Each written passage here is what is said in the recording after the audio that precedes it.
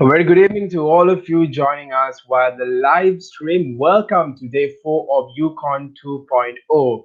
It's the final day, it's the final session of YouCon 2.0, the first ever virtual and international conference for YouTubing and content creation organized by AIESEC in University of Jawaharlal in collaboration with AIESEC in Chennai. I mean, it has been a great journey so far during these 4 days, and thank you all for being a part of it. But there are a few partners who partnered with us to make it more memorable. Let's take a look at who these partners are.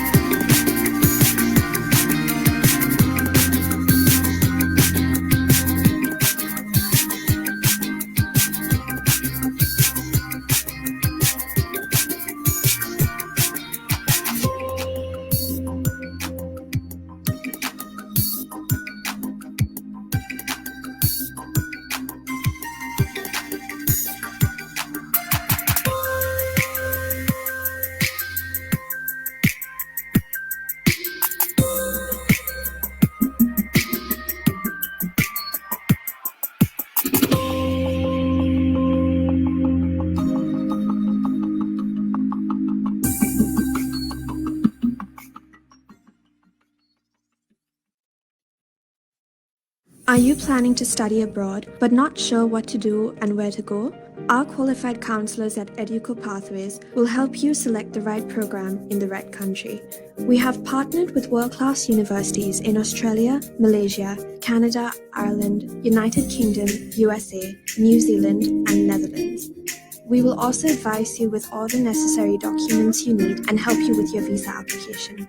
Remember, all our services are free of charge.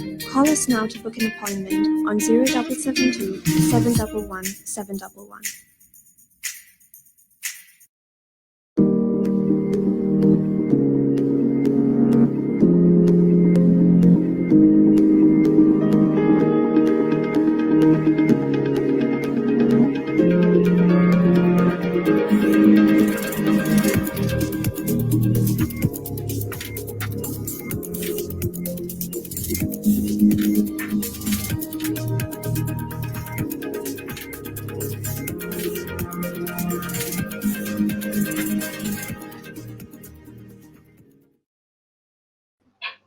A big thank you goes to all our partners for coming on board and making this event a very special one.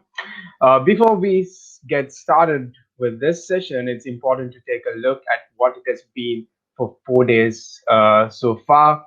The conference was aimed to create a knowledge sharing platform for aspiring local and international YouTubers who wish to discover new arenas in YouTubing, share insights, and gain new perspectives to create desirable content in YouTube. YouCon 2.0 International YouTubing and Content Creation Conference is mutually aligned with the Sustainable Development Goal of Sustainable Development Knowledge Platform. This was an extension of YouCon 1.0, which was held last year. The conference lasted for 4 days. We started 4 days ago from the 2nd to the 5th of July, ending today, which connected with so many people. We had 50 local and international YouTubers, and this created a platform for all of you avid YouTubers to meet the experts of the field, improve your knowledge on different facets about YouTubing through a series of 11 sessions. So we're on session 11 right now on day 4. YouCon had a large and an international, local and international delegations from over 40 countries representing all 5 continents. And we also partnered up with 7 key corporate entities, as well as 43 network partners and 6 magazine partners. Without further ado, it's time to get started with the event. But before that, there was a team who made it all possible. We had our partners as well. But now it's time to take a look at that team.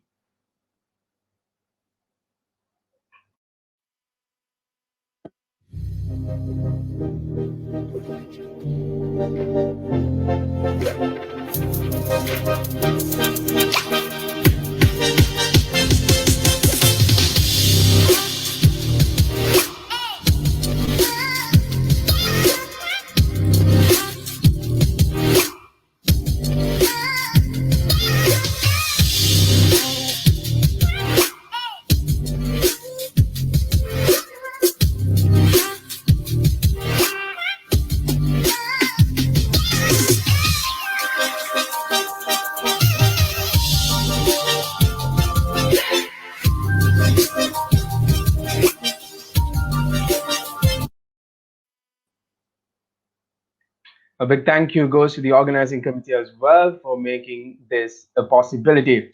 With that, we are ready to get started with today's session. We have two very interesting personalities joining with us. We have Hirushi Jayasena and Nawran joining with us. Hirushi will talk about the guide to make your own fan base and how to interact with them, while whereas Nawran will be talking about how to develop your personal brand beyond the YouTube channel.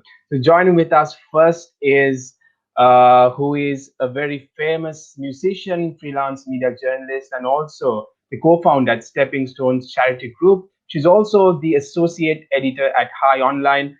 She's a multi-talented personality who has won hearts of many Sri Lankans and across the globe as well. We're going to join with now the multi-talented Hirushi Jayasena. Hi, Hi Hirushi, how you been? I've been good, Gyan. How are you? Not bad, not bad. Been good. Feels good to get out of quarantine and get along with everything. Yeah, Definitely, definitely. It's nice to see you as well from our yeah. co-hosting journey. It's been a while. It's been a while. It definitely has been a while. Uh, so tell us, what have you been up to? I'm pretty sure there. I mean, last time we co-hosted, there were so many things in the pipeline. So what is new? What's new with you? Yeah, actually, because of quarantine, I think most of our work went digital. So I guess we were just experimenting with, casual content here and there, doing some covers, and also engaging with AIESEC throughout for different areas of interest, which I really enjoyed. And I've been doing a lot of things actually, yeah. And I've been continuing it even though we are kind of back to work. I'm still like working on the digital aspect of everything. Yeah, I think Isaac has kept a lot of people busy, making us productive as well. So kudos to Truly. Isaac for that. So let's get started with the session. I mean, I personally know certain things about you, but it's for all the fans out there. So how exactly did you get into the industry? What was your foundation? How did you get started? Yes. So professionally, I guess I would say in 2018, but I have been doing on and off with my musical work ever since I was like age 6, I think. Yeah, I've been singing since I was 6 years old. For little things like for inter-house, inter-school, all island singing, Mhm. and I used to do certain performances for certain events. But professional singing came into the equation I guess in 2015 for a film as a playback singer. But I was studying abroad at the time, so whenever I was down here, I would work on that, and I would participate in professional singing through playback singing. But with Hanguman, my debut song, that's my independent production. That's through that only I actually came into the industry in 2018. Right. So, like you said, I mean, even when you was from smaller days, you've been into music. I think you were born a Yes, musician as well. So, I guess. how did you start your journey with YouTube? What made you get into YouTube, and how has YouTube been helpful as a platform? I think I actually didn't enter YouTube as a vocalist. I firstly entered as a musician because that was my first platform where I did all my piano covers, and that was like my getaway thing when I was in college. So what I would do is I would just upload a piano cover every time I go to my aunt's house, or every time I get access to a piano. I would just like do a mobile recording, and then I would just post on YouTube. So I actually stepped into YouTube as a musician, as a pianist, and later on I'm like, so I can sing. So I would just do these like bathroom recordings where like, the acoustics and the reverb is pretty good in the bathroom. So I would just do mobile recordings in, whenever I'm free after lectures. And I developed a good following, a decent following for a couple of years. So yeah, that's how I actually got into YouTube. Yeah, talking about your followers, I think it's not a decent. You have a great fan base, not just on Now YouTube, it's on growing, on yeah. on multiple platforms, even on Instagram, you name it, on all across all formats. So Yeah. since this is on YouTube, let's talk about your fan base on YouTube. How do you manage your fan base? Even yesterday, we were talking to certain artists. They were saying, sometimes you need to look at the minority as well, like different fan bases, different kinds of people, different thoughts. They want different genres of music as well. So how do you tackle Yes. that? How do you manage everyone? Yes, first I want to thank them. I'm just taking this moment to really thank whoever actively made a choice to appreciate my work and follow me on my social platforms. And the biggest challenge I have is that my fan base is quite fragmented because I like to try new things. I'm still in an experimental phase. I know that being a vocalist is my main goal, but still, even within that, I'm still experimenting on different things. I like to play instruments, I like to sing in different languages, sometimes I like to rap for fun. So I've had like different fan bases for different things. So I could probably have someone saying I like your raps, and someone would be like, no, I like your piano covers. So I just realized it's like there are different segments in my fan base. So I think the main way to manage them is, I guess, you have to do social listening. You have to kind of, Mhm. you have to enjoy what you're doing. That's the main thing, because when you enjoy what you're doing, you put out so much positivity that people are going to engage either way. But at the same time, it's really good to listen to what kind of a situation or context we are all in, and then optimize your work accordingly. So that's something I found that was useful. I would always, before I release a song, sometimes I have like multiple songs in the pipeline, and I just want to know which one I should put out, and then I would just like put a story up asking my fans, what you guys in the mood for, like how are you guys feeling these days. I would just like try to subconsciously understand what kind of a color, tone, vibe they like, and I would try my best to, if I do have a production that is aligning with that, I would put that first. So I guess you have to listen a bit. Listening is important, but without compromising what you love. Obviously, you have to do what you love, but it's important. And also, I think you should be able to have a ground level communication with your fans as well. Personally, I've been struggling with the busy schedule and everything, but I try my best to always connect to my fans as much as I can. If not, I read their messages, I watch them, I in a good way. Uh, and so I communicate as much You're as I saying you can. watched them didn't sound that good. Did it? Yeah, so I think that's important too. Yeah. Right. I think you mentioned about social listening. So, in talking about social listening, do you actually use social listening tools? Not really. I guess I want to keep it very minimalistic, and I just like to kind of play by the ear. But what I Mhm. do is you know, directly ask people, like not exactly like what do you want, but indirectly I would just communicate with them and see where they are, like where their position, where their mindset is, and what people talk about, what people are concerned about, and depending on that, I would see how suitable or unsuitable my certain things are. So I think that's important. Yeah. And when you have such a big fan base and when you need to respond to them as well, how do you manage your time with your personal life as well as you have a full-time job as well right now? So how do you Yes, manage all of this? How do you manage your time? I think that is, I'm trying to figure out how I'm managing everything. Um, but the fun thing is, like, I do have a planner. Like, call me old school, but I do have a planner. I plan everything, Hmm. and the phone calendar works. I plug in everything that's happening. So that is like my baseline requirement to like keep my sanity. But other than that, how I maintain my personal life along with it is also quite important. Um, my social platforms are quite public, very, very public. Yeah. But my life is very, very private because I have somehow positioned it in a way that I put out only my professional content. So I'm gradually moving towards that. And I maintain certain other accounts if I want to, have a good time with my friends or, engage with my family. There's a separate space for that. Um, so yeah, I think that's exactly how I do it. And also, I think I do more consistent work every time, even if I feel like, okay, whatever I put out, there's like a social purpose for it. So it could be a Mhm. fan request, it could be a photo shoot, it could be something that is woven around my brand or the work I do. Other than that, I don't really, I don't encourage myself to be too personal. And also, I keep out my political and my personal beliefs out of this because that is not Mhm. something I want to impose on anyone unless there's a pressing issue that we need to be vocal about. I keep my personal opinions like to the side. Yeah, I think that helps you balance things out. You have your own personal life true. as well as you have your public accounts, public platforms. And talking about these platforms, when you have your content on multiple platforms, come from Facebook to YouTube to Instagram, do you have someone managing your social media accounts or do you manage them by yourself? How does it work?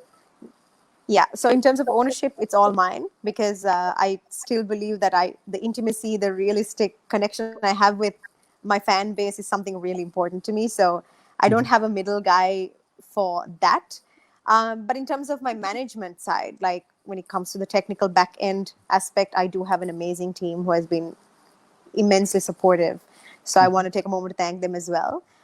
This could be artwork designers to the technical, the ones who optimize the tools and bring the plugins and educate me on how to use Creator Studio on YouTube. Like I have a team that has updated my information, who advises me on certain things, and also there's a separate team who's also supporting me in terms of if there's some sort of harassment or scams or impersonation going on. There's a team that has been an incredible support system on that end as well. So when it comes to the technical aspects, I do have a great team who is committing towards it. But when it comes to operating my accounts, I do it all on my own. Yeah, I think, like you said, it's important that you have someone to help you out, especially when you have scams. And we see how things have, scams like those are quite rampant now on social media. Yes, So it's important that you have certain safeguards as well. true. And also, in talking about comments and things, reactions that you get from fans, sometimes, it's not always positive. You get negative comments as well. How do you deal with such situations? What have you personally done to deal with that kind of situation? I think to me personally, I think certain negative feedback is sometimes even more important than the positive Mm. feedback because the positive feedback is like a default thing. If you're talented, you're automatically gonna get positivity. Like there's no way everyone's gonna hate a talented person. So it's Yeah. something that you're gonna get easily. But negative feedback is going to really push you out of that comfort zone, and it really helps you see through certain things because what happens is sometimes we get carried away with ourselves too. Like I think artists, public figures, they know that sometimes we get carried away. Like we think sometimes we get this like once you feel like you're being recognized, you're being aware. that's the truth. Like, you feel like you can justify everything that's happening or everything you're doing. Mhm. Sometimes you could be wrong, and it's okay to have someone who will put you in the place and make you think about it. It doesn't hurt. So I encourage, though, to keep it more constructive, which I have spoken Mhm. about as well. Because at the end of the day, we want to add something positive. We want to give something value added. So for that, I encourage people to make constructive criticism, which is quite important. And also, that is something I would like to ask from my fan base, but also I would like to ask from public figures or influencers to also not let your ability turn into arrogance. Mhm. Because sometimes I personally have felt it too. Like, it has happened to me too. Sometimes I feel like, no, no, no, no. I'm thinking this way over my head. So sometimes we can easily turn our ability into arrogance with the recognition, with the publicity we're getting. So I want to openly invite influencers, creators to really, think, look at you, your actions, or the feedback you give, or the responses or the behaviors from a third person's perspective, and see how right and wrong you could be. So that is also something I would like to add to that. But at the end of the day, whatever happens, I believe that this will always help us go forward. So that's a good thing. Yeah, like you said, I think it's very important to be humble and down to earth, and I think that's Yes. one of the reasons for your success as well. I think, Yes. yeah, I think And you want also, to, yeah, yeah. yes, one more thing. This is something that's like a big deal because, so, you're maintaining your personal accounts, right? But there are other channels, other pages that usually lift up content and they re-upload it. And there's a Yeah. whole other audience out there who tell stuff about you. This has happened to so many Mhm. artists. This happens to so many public figures. And if that is bothering you, I want to let you know that worry about your space. Like, focus on your space, because your platforms are where the people have made an active choice to follow you. The followers have made a choice to like your page or click follow Mhm. and actually follow your work. So whatever happens there, it should be your focus, and there's a space beyond that that you have no control of. It could be other accessory pages, other things that people could ridicule you, or like whatever. Yeah. But that space is not your business, because I mean, Mm. as long as it's not illegal, as long as it's not defamation, I just feel like if there's an engagement going on there, like, that is not our space. So focus on the people who love you and follow you, and have fun. I think that's a really good message to all the upcoming artists out there. And like you said, there's a group of critiques who just want to bring down all these upcoming artists, and we see it on platforms. Some people they don't have anything else to do. That's what they do. And like you said, Yes, it's important to focus on the people that actually follow you and love you. I think that's a really good message to all the upcoming it's artists. true. And we have a question from the audience as well. This is Aparajita Nya. While doing music covers, how do you deal with the copyright issue? Is the question forwarded by Nya. Yes. So on YouTube, I actually no longer do direct uploads to my branded channel, because I just don't want to. I want to keep my own unique, authentic aspect to it. So I did have an accessory channel earlier, and then I merged it to like brand my channel, and then the content is no more there. But what I do is I do upload to other platforms like Facebook, Instagram, but I ensure that I give the credit to Mhm. whoever's that's due, and tag the official pages as well. So if I do another song of an artist, I make sure I tag them, their verified accounts on my platforms, so then it can directly link into their work. So that's what I'm doing from my end. But on YouTube, I no longer upload my covers like of other people's work to it, because there's a monetization aspect, and there's so many other barriers that you need to overcome there. But I think it doesn't hurt. Personally, I do stay away from doing local song covers, Mhm. not because of anything, because we are in the process of adjusting certain protocols and standards here at the moment on copyright issues. So until that gets sorted out, I really want to dilute that and keep it, because I've seen people do those covers and then original artists would cause issues. So because of that very reason, I stick to more global brands where people obviously know who the artist is, so we can Mhm. directly link them and give credentials. But once the copyrights, everything is sorted here, I would love to do some amazing songs that like is sung by local artists. I think everyone's looking forward to that. And I'd like to Yeah, I hope. once again remind our audience that you can send in your questions. You just have to go to the comment box, type, and send your questions to Hirushi. And also, Hirushi, I have a question on a new platform that has come up and quite uh, trendy right now, which is TikTok. Have you considered? Are you already on TikTok? Are you producing content on I do have an TikTok? account. I Uh-huh. think I have a private account. I haven't been on TikTok for a very long time. I have it on my phone, I promise. So I actually got into TikTok because mainly I want to promote my original soundtracks. Mhm. So basically, we have this system where you can have a domino effect, create trends, and you can see like all these, creatives coming and using your soundtrack to, make their own thing. Yeah. So for that primary reason of promoting my audios, I got into TikTok. But other than that, I don't do TikToks. However, I have seen incredible talent there. I'm not gonna lie, like it's unbelievable. I just went through the editing tools. Like it looks straightforward, but it takes a lot of work to actually edit a decent video. So I've seen a lot of people, doing amazing things. So I think it's entirely not the tool. It's about what you do with it. Because Mhm. I've seen crazy people on all platforms, to be frank, even on WhatsApp. So Yeah. I mean, it's not the tool that's the issue. It's what you do with it. So I do encourage, if we feel like TikTok could be better, I encourage everyone to participate and polarize that, like create really good content.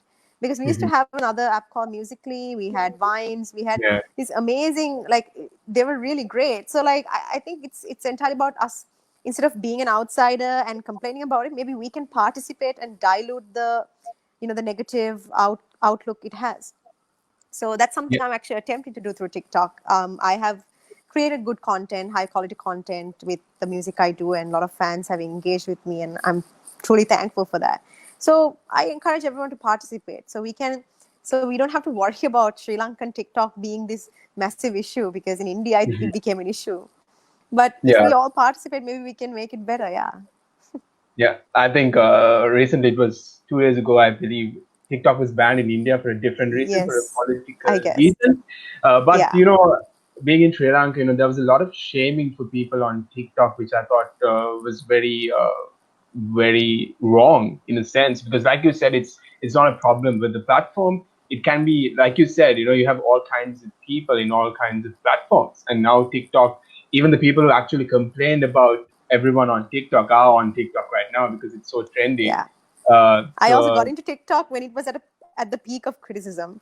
I was like, no, I want to get into this, and I want to see what tools they have, what kind of editing tools they have, and I really like the options they have, like the transitions, the effects, and they have a massive archive of music. You can Mhm. just you can go crazy with that. The possibilities are infinite.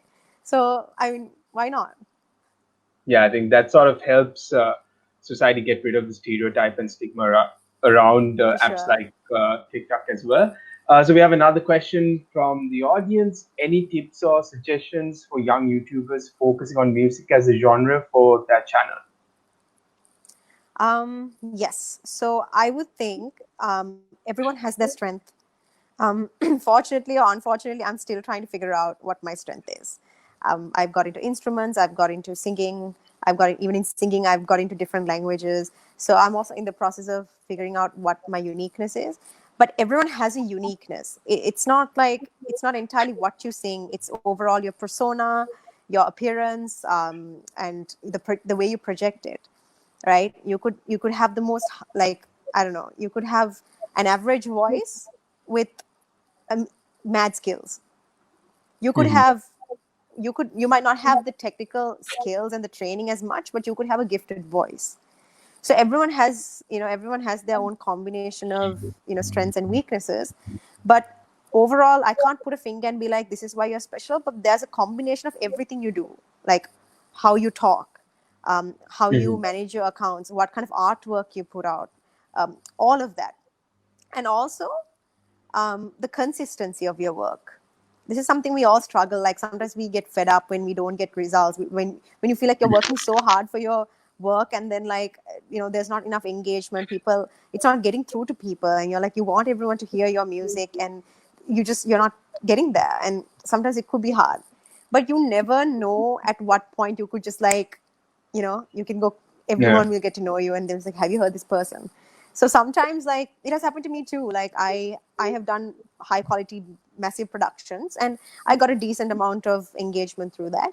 But sometimes a random like a video I would post on Instagram would like, that will link, divert all the traffic into my originals, and I'm like, Mhm. okay, I did not see that coming, because it's just a random mobile recording. So whatever you do, maintain the consistency of what you're doing, and make the next one better than the previous one. And Right. it could mean production quality, it could mean any of that, but make it unique, make it special. Because I think that is also important. You can't, just to maintain consistency, don't do the same thing over and over again. It's going to get boring for you too. Just take that risk, embrace that adrenaline rush, and just try to do new things. Like I've done that too. Like I've done EDM with typical traditional Sinhala lyrics. Mhm. I have done I've done a lot of weird combinations as well. And some people are like, that's something new to my ears. So I think that's important. Yeah, definitely. And we usually say quality is more important than quantity. But when it comes to YouTube as a platform, quantity, the amount of subscribers you have is important as well for you to grow in that particular platform. So something that we see these days is that people try to create controversy and try to get a lot of fans and subscribers through making something very controversial. What is your take on that? And also, what are your tips on I wouldn't say legitimate, like productive ways to increase your fan base, increase your subscribers on YouTube? Yes. I would say the first thing is this, what you call success is a state of mind. Like it entirely is so relative. You could have 20 Mhm. people who will die for your voice, and you could have 100,000 people who would just be like, okay, I'll just like it. It's all right. Mhm. Like, so the richness of the connection you have with your fan base, it really doesn't, sometimes it's entirely about that quality of connection you have with them. So for me, like, even in the beginning of my career, I was like super fulfilled. I was like, this is actually enough for me. Like, why am I like, it came to that point because my state of mind was to maintain that quality. In terms of controversy, yes, there are a lot of people who want to spike up all these like gossip and whatnot to, achieve what they want. Mhm. Um, but at the same time, we can't really clap with one hand. I believe even as a market, as an audience, even the audience has um, the responsibility of, you know, making sure that their demands are good, right? I mean, if you obviously like check our trending list, or if you check our like most, like the music videos that has most hits, like some of them actually don't make sense to me. Like some Yeah. of the, even the YouTube shows, I have seen amazing YouTubers doing amazing shows, asking amazing questions, right? These have so much depth and substance, but they have less engagement, and all these like crazy videos that has no substance could get that engagement. But at the same time, we can't blame a public figure entirely for doing that, because that person also wants to do it because people ask for it. Like, if you're not going to make Mhm. money out of it, if you're not going to get engagement out of it, no one would do it, right? So why are you getting money? Why are you getting engagement? Because people want it. So it's a group effort, but it's Mhm. like a chicken and egg kind of a situation. You know who should change first, whether the Yeah. demand should change for the better so the artists will adapt, or the artists should just push good things down their throats so they'll accept it. So I honestly can't think where I should start. I actually Mhm. invite everyone to tell me, also advise me on what you think is good, because we would love to see that happen. We love to see that group effort happen. But even if you do viral content, even if you do something controversial, um, just think about the intentions. Just think about why you're doing it. Like that, the why question is so important.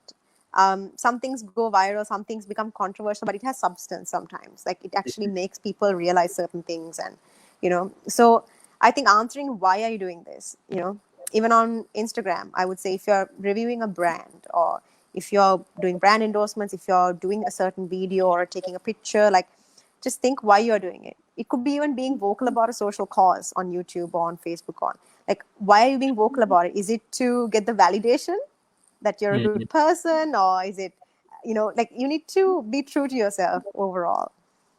So because trust me, you can see right through someone when they're not being genuine to their intentions. Like, I've seen amazing content online, selfless, altruistic content, but you can see right through them why they share it with people. So be true to yourself. I encourage that. And sometimes you could lose it. Sometimes, like, you get carried away, and yes, sometimes you become arrogant and narcissistic, and it could happen. Like, we are human, right? But be self-aware. Be self-aware, and whatever you do, just answer the question why you're doing it. Yeah, I think that's a very good message. And we would like to ask you to give one final message to all your fans as well as YouTubers who are starting up. What would be your final message to them? Yes, I think my first message is, this is a technical thing that I also experienced. If you are hoping to go really far, target for a branded account.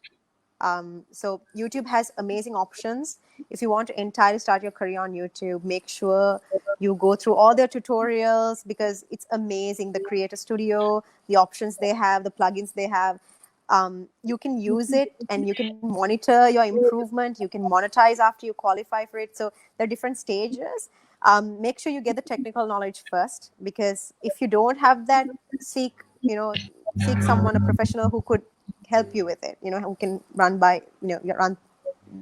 through it with you, because that's important. And the other thing is, YouTube is the number one search engine for music discovery. And it is also, what I would say is, performance content is much more successful when it's visual.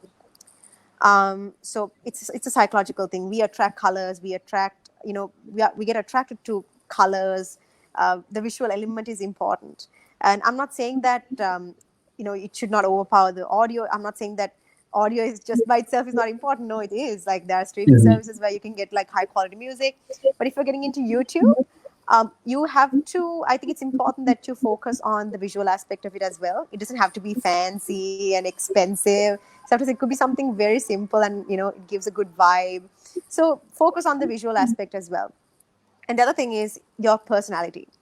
Like, none of us are perfect, but all of us are like a unique combination. If you see, like, most of the content creators on YouTube, like the comedians, we have like people who do comedy, we have people who do vines, we have people who do product reviews.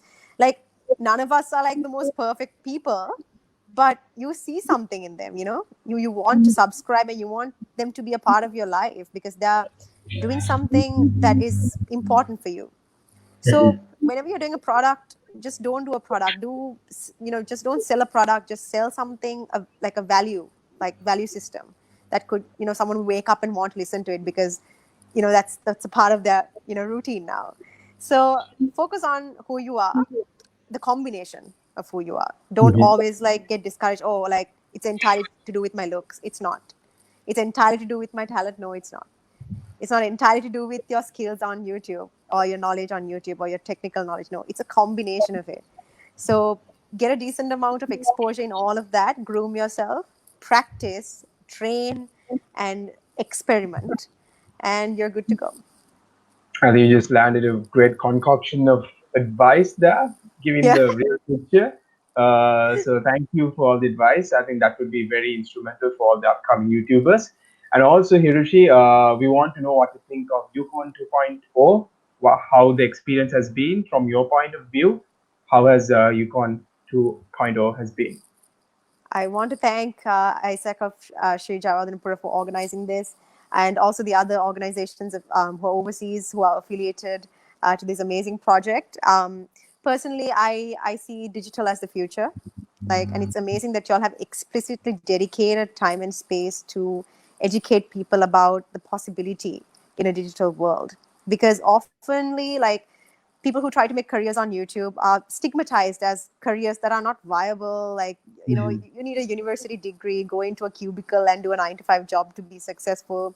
That is like the conventional thing. So we are breaking all those barriers. We are trying to actually bring the practicality out of being a YouTube star or being a digital, a professional.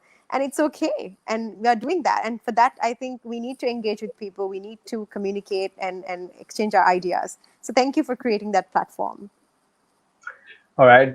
So that's a great comment for YouCon 2.0. So thank you once again, Hiroshi, for joining with us. I think you shared Thank you, your Gihan. experiences. Thanks for sharing your experiences, plus giving a great deal of advice to all the upcoming YouTubers. And I'm like you said, it's not easy. It's not a walk in the park. But I think you gave them the real picture. I think that real picture is very important for everyone who's going to get started on YouTube. So once again, thank you very much, Hiroshi, for joining with us.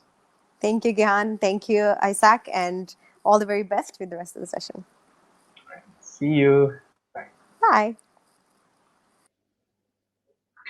So that was the multi-talented Hirushi Jayasena giving you the real picture about YouTube, how to engage with your fans, how to build your fan base, and more importantly, like she said, it's important to know what you're getting into. So if you're getting into YouTube, you want to make a career out of it and monetize, you need to know what exactly you're getting into. So next up, we also have another social media sensation who's going to join with us. Even this particular person does not need an introduction. So he got started in 2015. He started his career with Dubsmash, which was a very popular platform back then. He started to make his own vines, and I think the whole concept of vines became very popular in Sri Lanka because of him. And currently, he has over 180,000 followers and over 7.5 million views on YouTube. And he's also the manager of content marketing at MVivo, and he's also a social media consultant. And also, needless to say, that one of the most popular YouTube comedians rather, in Sri Lanka. So joining with us now is Nawran. Hi everyone. Hi Gyan, how are you? Hi, Nawran. I'm good. How are you? Welcome to YouCon 2.0. Yeah, it's great to see you guys again. I'm really happy to see you guys again, and we'll see how this goes. So I guess I was just watching the Hiroshi's stream. It was really good and interesting, and some nice questions were there. So shall we start the session? Yeah. Or like So you need to do a little bit of more introduction about me? yeah. No, so just tell us, what have you been up to during quarantine? What did you do? How did you keep yourself busy? Oh, yeah, that is a pretty interesting question. Actually, on that time period, I was like looking into few businesses. In the business sense of like you guys have seen like at this that time period, most of the businesses were so down. Yeah.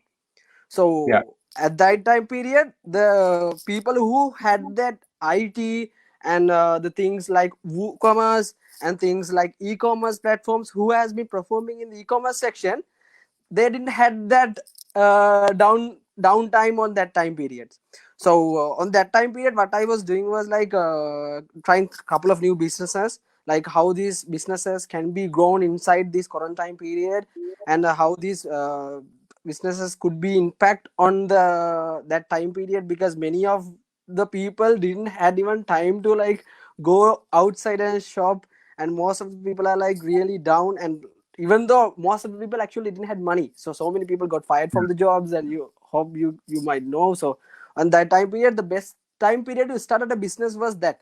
So what people didn't realize on that time period was that point. So many of the people were like thinking, okay, how can develop their business on that time period, rather than thinking like how can they change the business into the current situation. So I was like actually helping some of the companies as well on that time period, like locals and foreign companies. They message me through social media platforms, and they ask me advices, how can we like really improve that their businesses on that time period. And most of the like big companies actually use the social media. Like none of them were actually really interested on that social media, but at Mhm. that time, like most of the top companies like Fortune 500 companies were like starting the social medias again and again. Why? The main reason on that time was like most of the people who was at home was using the social medias, not anything else. Like they rarely watch the TVs, they rarely like go outside. And like most of the people were like, even the you and me, I spend a whole lot of time in the social media. So many companies didn't realize that time. So even though I noticed a huge company like Milko, so they started their brandings throughout the social media on that time period, and they got a huge number of sales at that time. So it Mhm. is a pretty good thing to do, but unfortunately most of the people thought that the businesses are so down on that time, but I didn't know how they thought about that. But actually it was a good turning point in Sri Lanka to bring their businesses on the social media. So that's how it is. So even I was trying so many things, even though like massive things, like I sometimes I when I'm starting something, I didn't like putting a small budget and then end up with some 100,000 rupees. So that's how it is goes. So that's it, that time period. Yeah, I think you've been very productive during quarantine, unlike most of us. Yeah. Like you said, it's very important to digitize your business, because Yes, in the definitely. 21st century, it's all about digital content. So, Content. like you said, I think this whole COVID pandemic made all businesses look at how their operations go, replan and restructure, and I think a Yeah. lot of businesses are going digital right now. And this is a reminder to our audience. If you want to ask a question from Nawran, you know what to do. Go to the comment box, send the question to Nawran, and then Nawran would definitely answer your question. So with that, let's. I'll start off the questions, Nawran. Now, Yes. when you say Nawran, everyone knows you. That's because of the personal branding that you have. So even when it comes to YouTube as a platform, personal branding is very important. How do you go about having this sort of brand presence on YouTube? Y- Yes, Gyan, a good question. The first thing is, Gyan, like most of the people who is coming to like YouTube right nowadays, like they are thinking it's a money machine to build up some get some cash to their hands and like be a huge popular huge millionaire. But Yeah. actually the point on YouTube is like mostly it's a building a brand. What I mean was building a brand is like I have seen so many YouTube content which has been creating some good videos, but when it comes to their brand building, what happened was their name wasn't like that much of competent enough to like bring into the audience. Like Mm. the first thing, if you are building a brand on YouTube, the first concept is a name. That name will be a forever time name. If you use one thing at this time and suppose you are going viral on tomorrow, suppose that's the brand you are building at that time, so you can't change that brand name like Mm. within next 2 to 3 minutes, right? So suppose you are getting billions of views with this name and you are suddenly changing your name into something else, the people will go really mad and the people will really go confused with that. So when it comes to the first thing, think about a good name when you guys are starting a good YouTube channel. It can be a social media page. Just think about a good name. It can be your name, doesn't matter. So in my perspective, what happened was to me, I was actually thinking a few couple of names. What happened to me is like actually I didn't got a name at that time. I was thinking, okay, how can I go to this thing? Okay, I saw so many things, and then these people who was doing wines in Hollywood, these people came into me. So I just did a good research on them. So actually on that time most of the people are like going ahead with their real names. So at that time then I also realized, okay, why don't I go with my real name rather than just putting something else. So that's how this brand created on the social media. And it was a huge journey. It's not like a 1 or 2 day journey, it's like a huge journey. And then the main concern is the name. Just create a good name at the start, and that will be your brand rather than changing the brand like next 2 days. So it's the name what you are creating. So it is the brand that you are creating. So that's simple like that.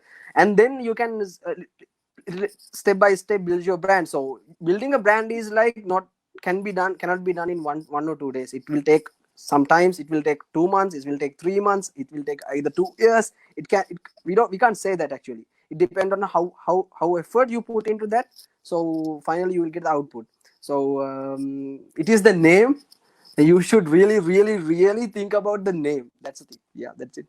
So now you said coming up with that brand name is very vital, but how do you actually do it? What are the factors you look into when you come up with a name that is marketable? What are the factors you consider? The factors in the sense of like that should be very unique name. That is the first thing. that should not be like copied from someone else, or like suppose somebody is doing some popular videos, so I'm just that person is using this production name at the end of their name, so I'm just also creating like Nauran production. It doesn't make sense actually.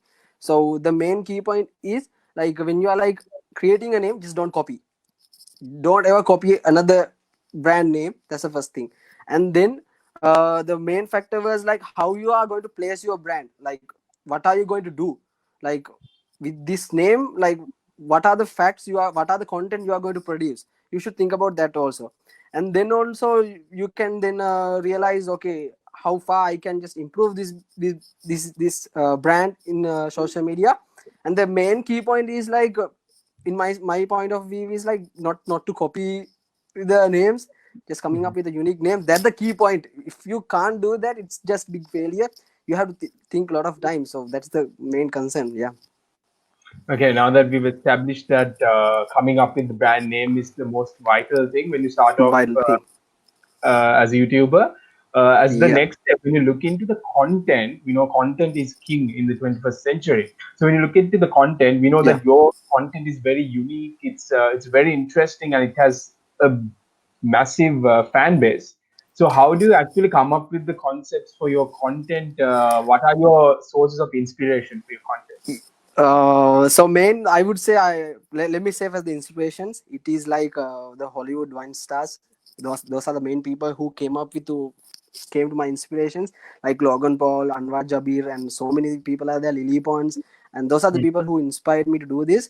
What I was realized on that time period was I didn't see so many the people who doing wines in the sense of 6 seconds video, which like you create a good story. Like, it's more like advertisement. Who else can create a 6 seconds video with a nice concept, right? It's really hard, and you have to think a lot of factors, a lot of expressions, and how you are going to just put the storyboard into the that 6 second time period. And then I realized, okay, for the locals, what happened was I didn't be able to create that 6 second videos, but I was able to create like 15-second videos. What happened was, in the locals, we take a little bit of more time, and the things what we have to say is like really huge things, right? So we can't actually finish that on 6 seconds.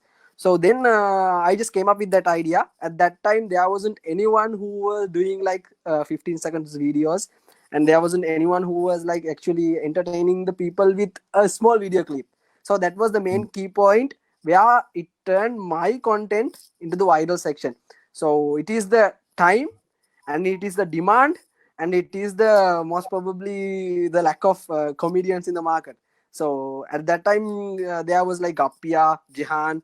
Even Jahan was at that time. Jahan was retired. He was got married to someone else. So then that bugger got retired. And that time, like, only few people. So the main key point I would consider is like my time frame, and then the lack of the demand in the market. So if nowadays you can see there are so many YouTubers, that is very happy to see. So it is being a good industry, and there are some good YouTube, what do you call, YouTube studios. So at that time period, nothing, we didn't had anything to do anything. So I just started with my mobile phone. So many people are thinking like, if you are like using this YouTube, you should like go ahead with this big cameras and big lightings and everything. But at that time, when I was starting, I had a iPhone 5s, which is like a very small phone at that time. So I was shooting videos from that phone only. Then I started my I was doing some editings from my PC, and then I just uploaded into YouTube, and then Facebook. The main key point was Facebook. I was building the brand through the Facebook, and then I drive the traffic into the YouTube. So first of all, I should say, like, I didn't exactly go and just at the first day I didn't started the YouTube channel. Like after 2 or 3 years, I started to create content. Then only I started my YouTube channel, and then only I was able to create that fan base on the YouTube as well. So at that time, I was pushing the content on my Facebook channels and Instagram, mostly the Facebook. And the first of all, I should say, like, I started from my Facebook profile. I didn't have even a page at that time, and then I started to create a page. and then it became a brand in like Sri Lanka. So that's how it became a brand. And then so many like agencies like calling me like okay, you guys are doing amazing videos for 15 seconds, we would like to sponsor. What is the main reason for that was I was doing that time period was ad slots. If you go watch on TV, the ad time slot was only 5 seconds to 10 seconds, right? Mhm. Even though Yeah. my videos also like comes with the 10 seconds to 15 seconds. That was the main key point. Those companies was like talking to me for those advertisements. So it is the demand, and it is the market, and it is the niche. So those are the cofactors for that your question. Right. And like you said, it's important to advertise yourself on other social media platforms and then drive that traffic to YouTube because that's a platform you use to monetize your Yeah, content. yeah, Now we have yeah. a question from the audience that is related to that as well. Nawran, what do you think about FB and Instagram boosting? If we do it, which stage should we start? This is a question coming in from Amanda. Right, nice question. Huh? It is very interesting to answer that question. The thing is, first of all, you should realize which platform your content is actually working. So that is the first key point. Suppose it is Instagram, it can be a Facebook. If your content is actually performing well on Facebook, just focus on Facebook for first 3 months. Don't compare anything, don't do anything on Instagram or YouTube or anything. Just advertise the content on Facebook only for 3 months. It means like half a quarter. And then on the second quarter, you start to market the same content on Instagram. So it can be like this. The content that is working on Facebook might not be work on Instagram. Why? The audience is totally different. So the Instagram audience is totally different, Pinterest audience is totally different, Facebook audience is totally different, and YouTube audience is also totally different. It can be like sometimes one video can be work on Instagram, one video can be worked on Facebook. So the main key point is like try, the first thing you should try is like, okay, which platform the main content is working, and then you check which content is performing well, and then you advertise that content. So that is the main answer for that one. The main key point or the overall answer for that question is like choose the best platform which is like actually working, then you focus on that one, and then you focus on other platform. Like many of the people like really doing a wrong thing on Sri Lanka. What they do is like they started advertising on all the platform at the same time with the same Mhm. content, which is actually wrong, because the people who are using the Instagram, their mindset is really different than the people who is using the Facebook. So if you even though if you guys go and see on Facebook, you can see so many comments that is like very different comments, but you guys can't actually see those comments on Instagram. So when compared to that point, the audience is really different in all three platforms. Just find which is the best content that work for your brand, and then push that content on that particular platform. Just don't post all the content in all the platforms, and don't like promote all the content on all the platforms at the same time. That's the best answer for that question. I think that's great advice to all the upcoming content creators because, like you said, we see most of the upcoming artists with whatever the type of content they create. Like you said, they sponsor it on all types of social media, right? So at the Yeah, end, it's not productive for them. That's why, yeah. like you said, you need to identify your audience, and in each platform, like you said, you have different kinds of audience. And now, talking about different kinds of audience and different kinds of responses you get, how do you interact with your audience? What are the strategies that you use to make your interactions better with your audience?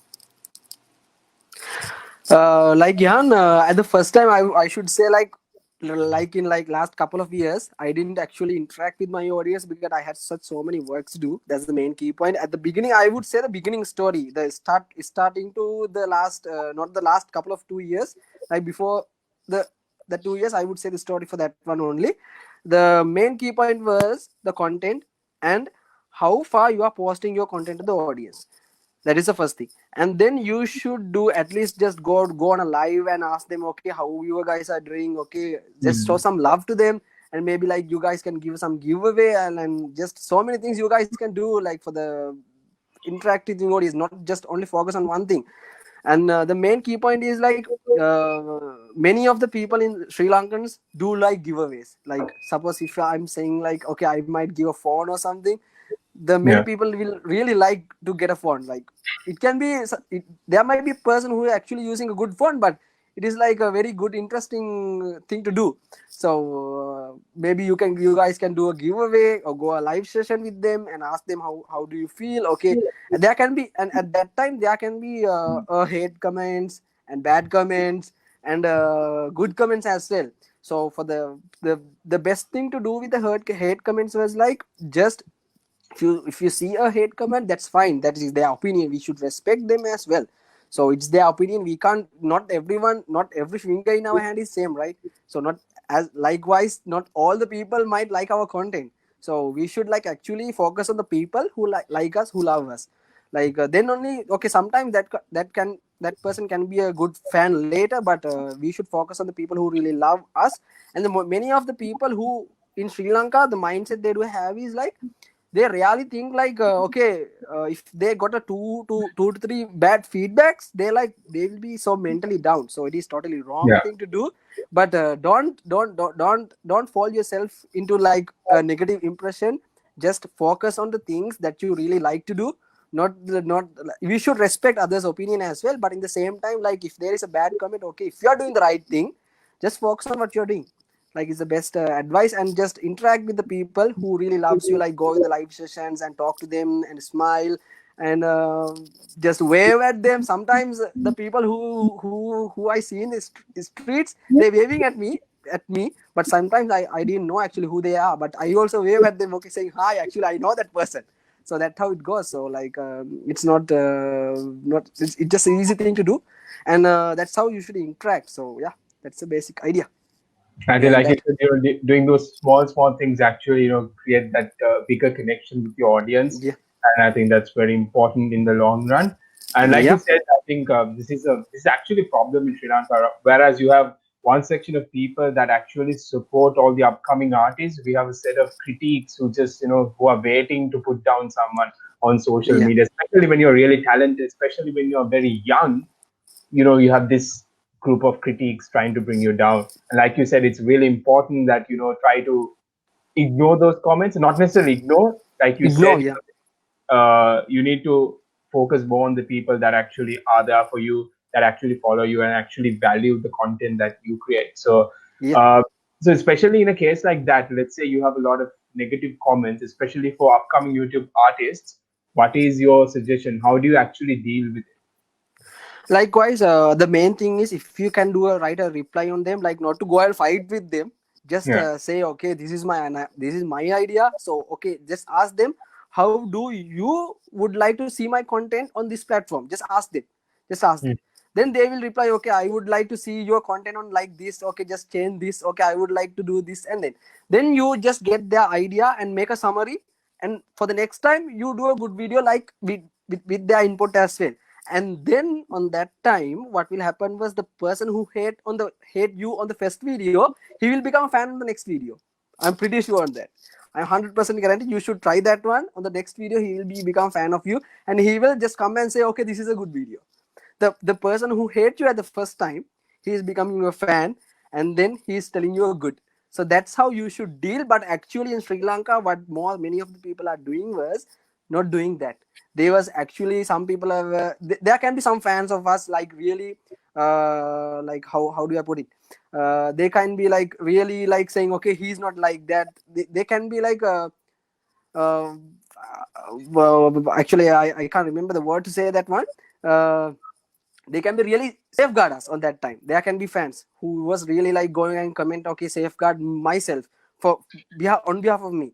So what we should do is just ask their opinion. Okay, how I should put my video on this platform, and then don't get their 100% opinion. Just get the good things only. Some people were like they are like going mentally down.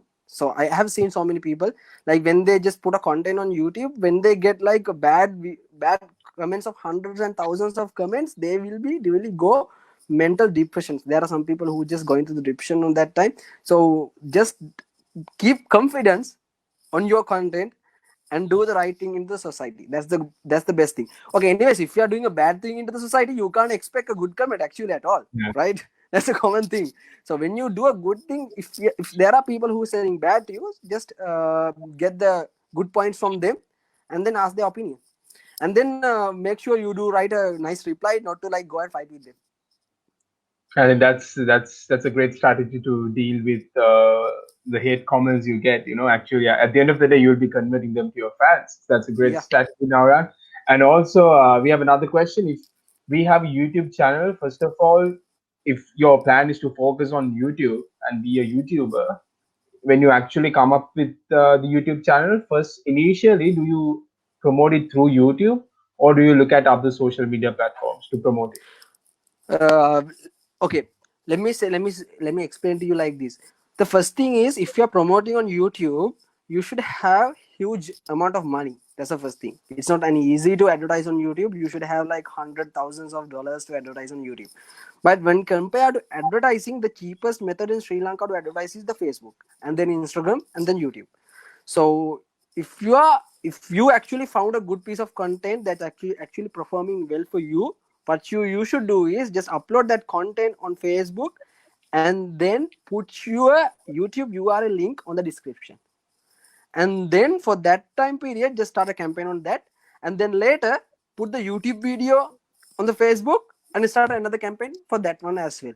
So that's the pretty smooth way to just promote your content, because you found a good piece of content that actually worked for you, good, getting good number of shares, good number of likes and everything, and then you use that content on like other platforms. Like actually what we are doing right now, we are like promoting this live stream on other platforms as well. So that Mhm. is what we should also do. When you find a good content, we should like cross market all the content that we have. But before that, you should actually find the best piece of content that actually work for you. If you are advertising, just go for the Facebook at the beginning, and then you go to the Instagram, and then go to the YouTube.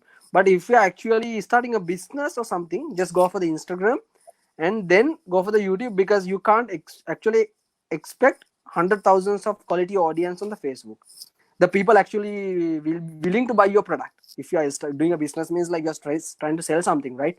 So on that in that concept, what you like, focus on the good quality platforms where you can advertise your product to the people who can really afford your product. So just it depends. Actually the strategies can be depend on the product and the videos and the content and everything. So we can't actually say, okay, this might work on this content, this can be work on this content. The best thing to do is just try it with a small budget, and then expand the budget later. So that's the best thing to do. Right. Now we spoke about how to come up with a good brand name. Then we focused on content. Then we looked at how you respond to and engage with your fan base. Now let's talk about views and number of subscribers, because YouTube is a numbers game at the end of the day. If you want to actually monetize and that's your career. So how do you actually do it? What are the strategies that you use to increase your fan base, views, and subscribers? The first thing is, as I said, the increase a good number of fan, good number of subscribers is the content. Many people doesn't think like, okay, I put, many people are like planning to put the gossips and everything on the YouTube, but you can't build a quality brand over there, right? If you are Mhm. building a good brand over there, you should focus on good quality content, and then ask the people to subscribe to your YouTube channel, and then if ask them, if you love my video, just share with your friends. That's the main whole thing. Rather than that, you can't even think about increasing the number of subscribers or number of views or anything on the social media. And then I would like to give a premium tip to this one. Many of the people on that time, when I was producing like 15 to 20 seconds videos, that was actually working on YouTube. But right now this YouTube Mhm. algorithm has changed. What they do is the even recently it changed, last month even it's changed. Like before that it was like working. Suppose you are uploading a video like with to 15 to 20 minutes, that video will perform well rather than the normal 15 second to 20 seconds videos. The reason to that is, YouTube will automatically check how far the person who is that watching that video will stay on the video. Suppose if that is a 20-minute video, that a person who is coming to the watch that video is watching that video till 15 minutes. So YouTube will realize, okay, this piece of content is really good, and then that particular content will suggest on other YouTube on other browsers homepage. Even you guys can see, like if you go to search on another tech YouTuber, you on the next day you might see the other tech YouTubers videos on your wall. So on that point, the best thing to do is create content between like 15 to 20 minutes videos, like not to focus on 2 minutes or 3 minutes. The best time length is 15 to 20 minutes videos. And then even though if you don't have time, just focus on 10-minute videos or like 8 to 7 minutes videos. That's also fine. Right. So I think that's very important. And when talking about content, now we see, even with Hirushi, we spoke about this, how, people try to mark up themselves through something that is very controversial, right? So like you said, if we are looking at quality content, I think in the long run, the quality of the content matters. So in terms of long-term strategies regarding content, what are the ways to actually have that sort of good brand presence in the long run? And how do you actually maintain that brand name in the long run? The first thing is, if you like focusing on one niche, suppose I'm focusing on the comedy videos, just list down what are the things you are going to do in the future. So suppose if you're a tech YouTuber, what you have to do is like, okay, there is a new release on this date. Okay, I have to focus on that one on that time period. And then you can focus on good quality content. And then on that time period, you can create your brand also. What I was mean was, suppose if you are releasing this, if you're a tech YouTuber, these iPhones are releasing every year. Like that is a huge topic on that time period. If you go to September, in every year, you get this huge heat saying this iPhone is releasing. Okay, everywhere that heat is there. Suppose if you are uploading a video saying, okay, this is how I will think the iPhone 12 might look like, that piece of content will really work. That's how you should build your brand on that way. If you're a tech YouTuber, it can be depend on anything. It can be like, if I'm a comedian YouTuber, it's different for me. What I should think is, okay, how can I interact with the people on that time period? Suppose if there is a current trend going on the market, I should do a comedy content on that. Not like not going too serious with that also, like not to like hesitate them also, like not to like I would say, like not to make a huge impact on in the society. What we need to do is like focus on the trend. If you are a comedian YouTuber, but if you're a tech YouTuber, what you need to focus is like checking on the upcoming events, upcoming tech activities, or anything which is related to your fact. But when you are building this brand, the main key focus is your content, but nothing else. I would say, like it is not your audience or anything, it is your content. I would just ask you, everyone, if you guys would like to be a YouTuber in the future, just try doing a video for the upcoming events. Like as I said, okay, I would say I haven't seen anyone in Sri Lanka like doing a video like saying, okay, I would like to see the iPhone 12 should look like this. Then you are telling your opinion to the audience. I haven't seen anyone in Sri Lanka. Okay, this is how I would like to see this product. I haven't seen anyone. I would like to see those content on the YouTube as well. The main key point is like, don't just go behind. Okay, I'm a comedian YouTuber. Like, don't follow me saying, okay, he is doing comedy, then I should also do comedy. Not like that. It would never work like that. It would never. The thing is, like, Gihan is hosting this video. Gihan should host more videos on YouTube. Likewise, like this, you should host more videos on the YouTube. Then only you can build your personal branding over there. And then Gihan will be marketed on the YouTube, like saying, okay, he's hosting. He do host. So then Gihan will get calls from the companies. Okay, he is hosting these things. I would like to see Gihan on our stage. Then that's how you should like build your brand. So that's very simple concept where you should focus on the talent what you have actually. Then you can build your personal brand rather than just following others, just copying others. Just focus on the things what you would like to do. I think that authenticity is very important than having original content. is very important. And now, Navran, you started your career at such a very young age. So I'm sure there must have been so many difficulties, so many challenges that you had to overcome. So let's talk a bit about your personal challenges. Like, what are the challenges you had to face? How did you overcome this? Oh, that's a pretty interesting question. At the first time when I was starting this YouTube channel, my parents would never know that do videos on YouTube, and my father would never know that do anything on the YouTube. And then, like later few days after I producing content, what happened was one of the TV channels in Sri Lanka took my content and played early in the morning show. So Uh-huh. then my father was like, okay, this is our home. These two guys are there. Okay. Then he came and spoke to me. What are you doing on this YouTube? Then at that time I was really, my parents were like not this much so much of tech people. They like think this is what happened was like, even my parents, even most of the parents in Sri Lanka, what they're doing is the YouTube is a bad thing to do. The social media is actually a bad thing. And Mhm. then I explained them, okay, this is a platform where we can just publish videos and we can do something these things. At that time they didn't realize anything. They said okay, just continue. Even they didn't ask me to stop that time. They never like forced me to stop, but they didn't like me to do those things, because I at that time I was actually studying. And Mhm. then with my studies, they didn't like me to do those stuff and just focus on these things.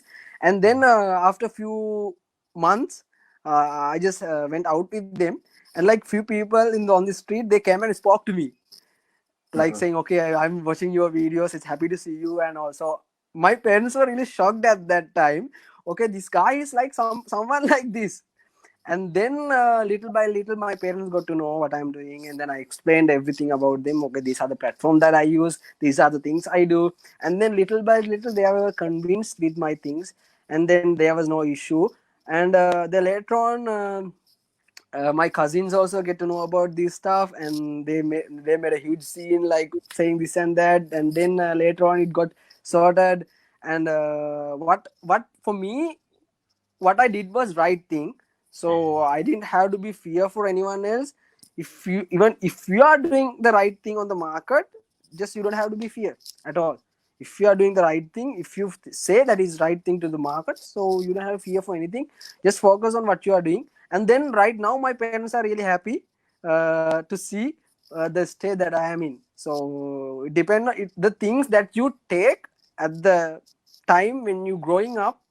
It will shape your life, simply like that. It will shape your life. It will just be a good challenge for your life. And then it will like be the next piece of thing in your life actually. Then when I when I was starting my career also, it's the same.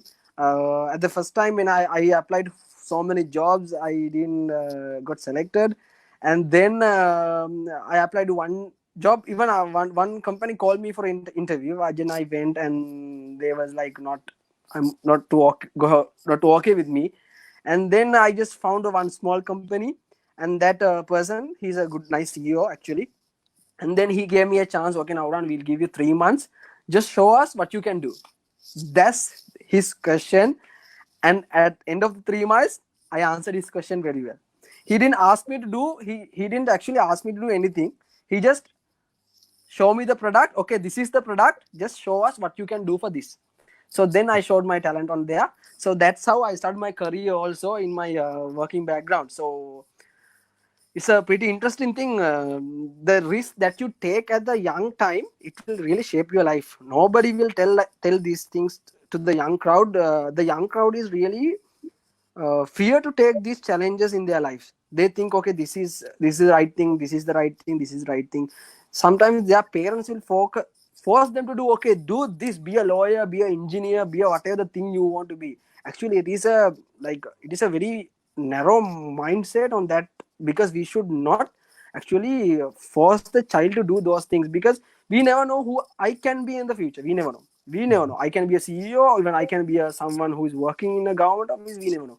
It is the challenge that you take on your young time, and it will definitely shape your life.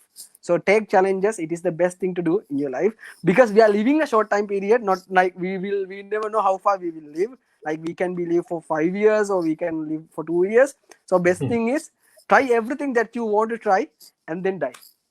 I think that's a wonderful way to put it. Nawran, you shared your challenges with us. I think when you started off at that age, it must have been very difficult to convince your parents, your relatives, and coming from a conservative society in Sri Lanka, it's really Yeah, hard to pursue a career on YouTube. I mean, even yeah, now you have the challenges, so I can't imagine how hard it must have been back then, yeah, right? yeah, yeah. Even So right now, Gihan, it is okay. It is right now. The industry is there, so many YouTubers are there. Parents understand.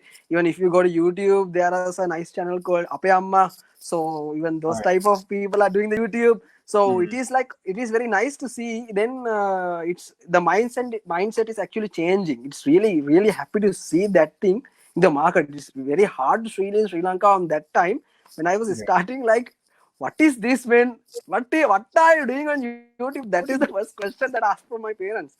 So that's the thing. Okay, that's it. That's how it goes on that time. And I think COVID actually helped, change that mindset as well because everyone was on all kinds of generations. They were on their phones looking at YouTube Yeah, content. yeah, So yeah. that must have helped them shape their mindset a bit differently. And Yeah. also, we spoke about the challenges now. Let's share some fun experiences you had. What are the most fond memories you have being a YouTuber? The being YouTube based, Jan, the first thing is I would say if I take off my specs, I can't see. What happened was like the place, I can't even see 2 meter lengths. It's very hard to see for me without the specs. So the best fun thing is there are a couple of people when I went out, I did have my specs, and then some group of people were smiling with me, but actually I didn't see. I can't see, I can't see without the specs. So what happened was like there was one of my friend. I asked him, okay, are they smiling at me? Mhm. Then only he said, okay, yes, yes, Macha, you smile.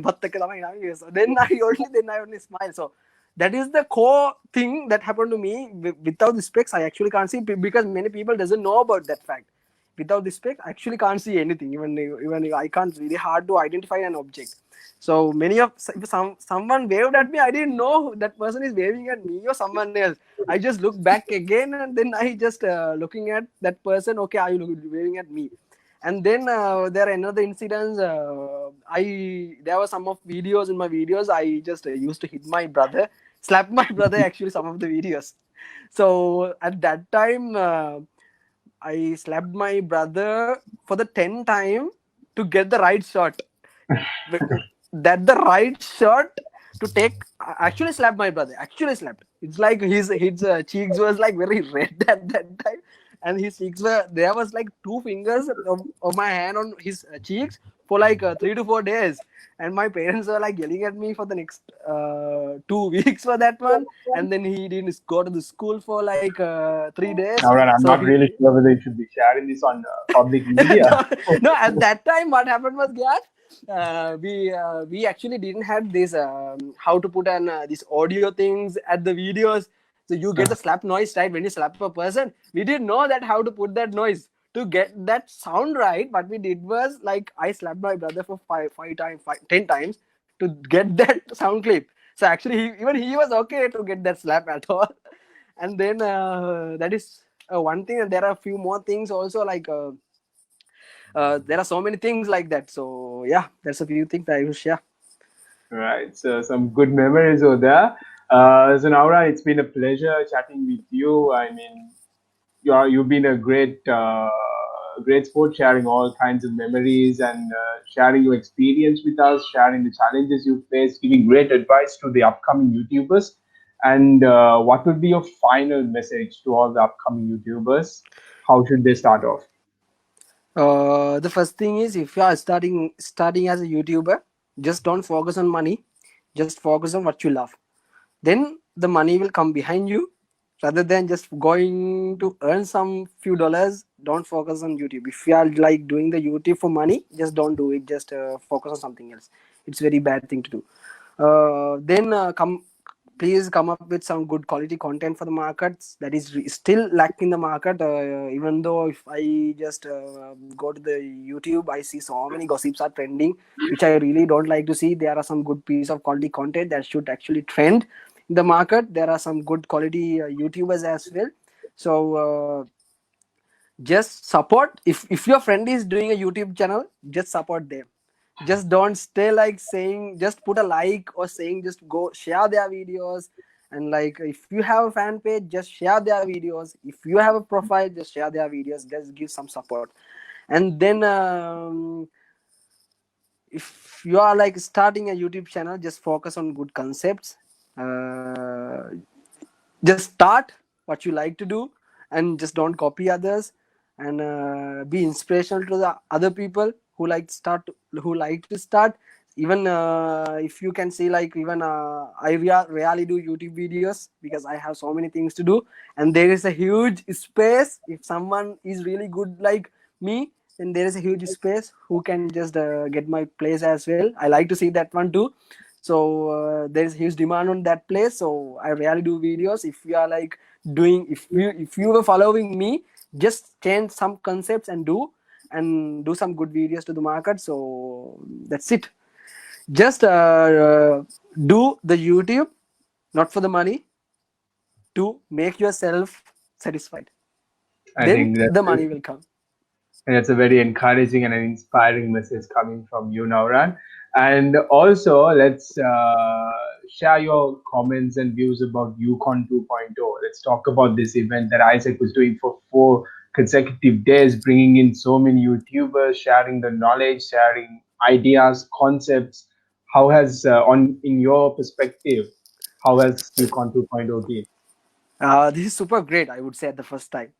I came to the first session on the last year, I guess. Even Malaysia invited me at that time. It was really good at that time, and I was like, okay, this is really good, great opportunity to speak to the people who really like to see us. And really, I would really appreciate you guys.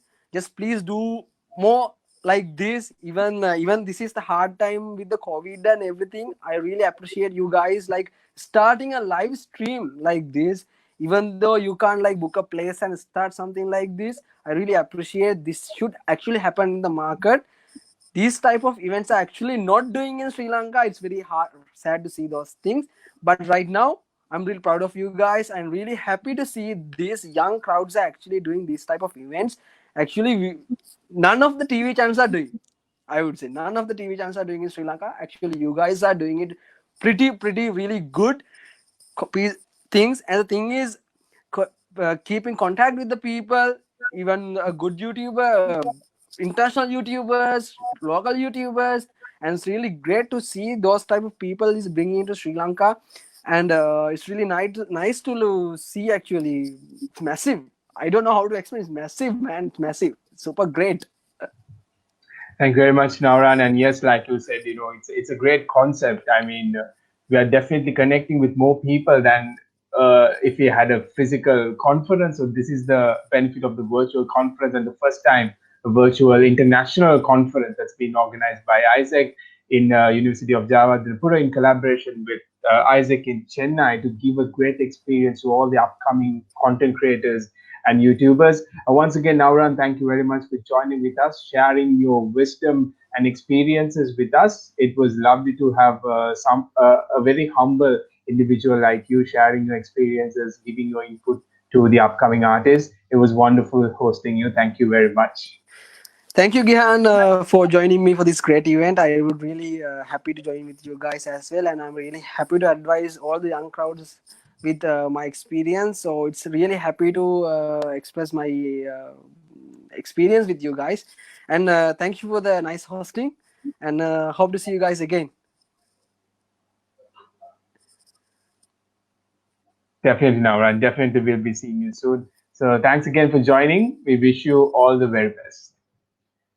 So that was Nauran giving you his input, sharing his wisdom, experiences, and the exposure that he got when he was in his youth. And I think that wisdom that he shared with us is going to be very valuable for you if you're starting off as a YouTuber, or even if you're creating content in different platforms. So with that, that was the final session of YouCon 2.0.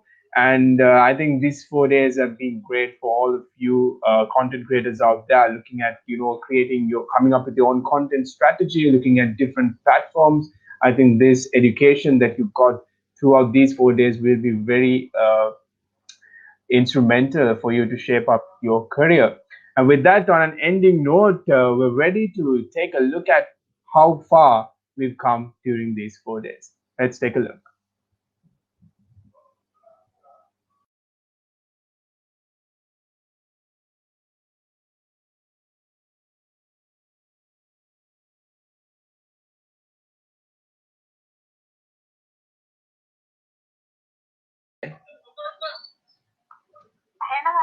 ඇහෙනවද?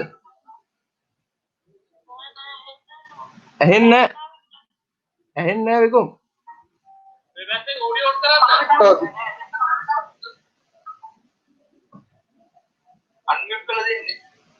අපිට on කරන්න බෑ මචං. ඔයා unmute කරාම විකුම්. ආයි දාන්නවා ඒක අයින් කළා. Then I create that content, but if it's a no, then I don't. හරි දැන් හරි. Know people who would want to create something on social media but have been hesitant about it. So thank you. Just like you have to play with content and kind of see where and how your audience is responding to it, who's actually watching your content. That's the biggest question you need to ask. When you start a channel, who's your audience? Who's watching? Go into your demographics. If you are creating videos for YouTube, you can use Facebook to share the content.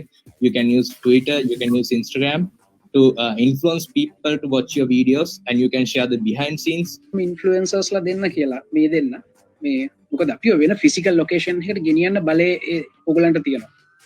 ඉතින් ඒ වගේ අන්න ඒ වගේ personality එක build කරගන්න ඕනවා කියන එක මිනිස්සු අහන්න ඕන වගකීමෙන් බාර ගන්න ඕන.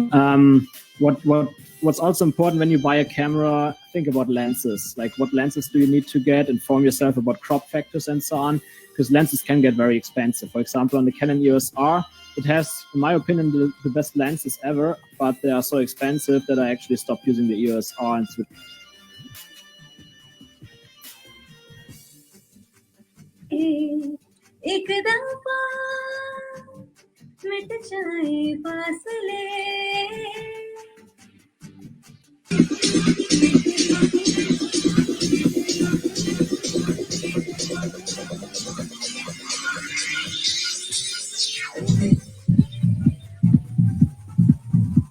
So the most important in YouTube is consistency. So this is the key. If you keep your consistency, especially if you're just starting, it's the best to start to make 2, even maybe 3 videos a week.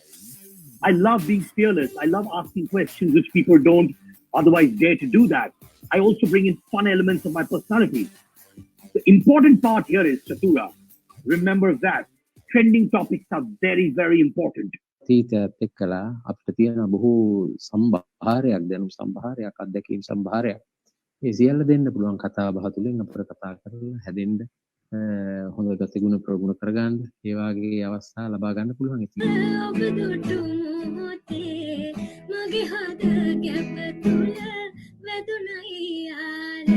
ආලයක හදමින්මත් නිබ්බානෙට පිවිසෙන්න පංචස්කන්ධයක අස්තිර ගතිය මෙනෙහි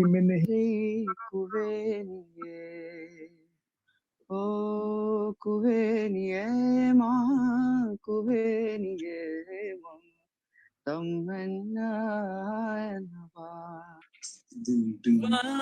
වනවත් කලේ මාගේ සීනේ ඔබේ නාමෙන් රවිජේ වැදුරුවේ කඳුලැල් බිඳුයි ඇකිසෙමින් ඔබ ගැන ආසෙනෙ හසමුදු පවනේ නැදි සිසිලක් ලෙසින් මන්නේ මේ American සංස්කෘතිය කියන්නේ රැප් එන්නෙත් ඒකත් එක්ක හින්දා අපි අර දැකලා තියෙනවා. ඒ කියන්නේ ආමීස් වල තියෙනවා ඩ්‍රිල් ටීම් කියලා එකක්. ඒ කියන්නේ තූරවාදක කණ්ඩායම වගේ එකක් තියෙන එක හැමෝම එකම විදියට ගන්ස් උඩ දාන අර ඒ තූරවාදක කණ්ඩායමක් වගේ ඒකත් එක්ක අපි එකම ලෙවල් එකක ඉන්න කට්ටියක් වගේ මේ වැඩේ පටන් ගමු. People a reason to subscribe to your channel because they know fresh content comes every week.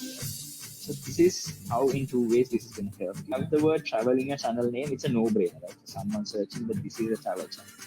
But then you have to be creative here because now travel is saturated. Everyone's using the word. Yes.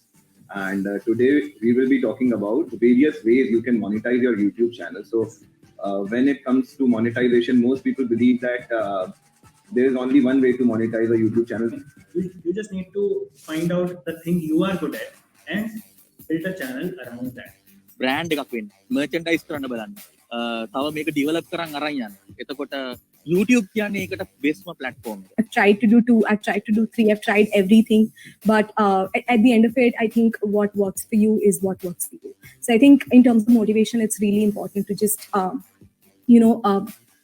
not be too hard on yourself. කරනවා කියන එක නෙවෙයි. ඒ කියන්නේ ප්‍රේක්ෂකයා හොඳ දෙයක් දෙන්න එක තමයි මම හිතන්නේ කියන්න ඕනේ. ඒකෙන් තමයි තවත් ප්‍රේක්ෂක එකතු වෙන නිසා ඉන්න ප්‍රේක්ෂකයෝ රඳවා ගන්න පුළුවන් වෙන්නේ. So that the new creators start implementing that and start using that feature. For example, WhatsApp included stories, Instagram included stories. For that matter, even YouTube included stories. So whenever there's a new update that comes in any platform, you need to start making the most out of it right then and there. That's what you can do and what you can, what the platform appreciates and what the platform Verification process. They will need 2 art tracks. Actually, you can go to YouTube and for this term.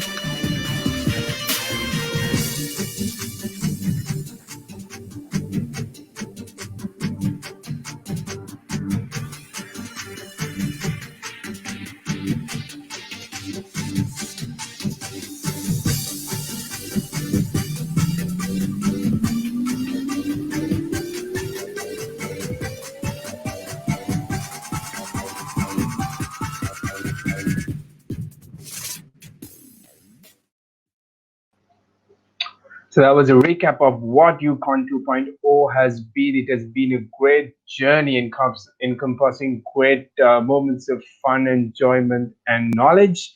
We've come to an end of YouCon 2.0, and I thank all of you for being a part of this journey with us for 4 days.